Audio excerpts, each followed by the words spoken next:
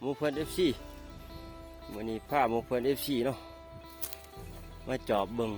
แหวเหยียบเนาะทุกคนเนาะแหวเหยียบเฮาห่างไว้แต่มื้อก่อนเนาะบ่ได้มาจอบรายวันน่ะ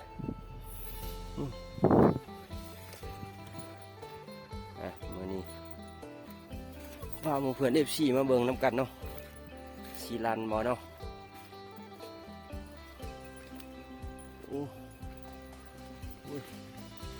สิขามได้บ่นี่ทุกคนบ่ได้ใส่เกลือโบกมาซ้ำนี่เนาะแล้วเหยียบเฮาอยู่ในสิขามจะได้สิบ่เปียกบ่นี่เนาะทุกคนเนาะขามมาได้แล้วไปเบิ่งเนาะสิลันบ่บ่ลันเนาะทุกคนเนาะยังคือเก่าอยู่นี่เนาะมีแนวเฉียบทุกคนนี่เนาะแนวเหยียบ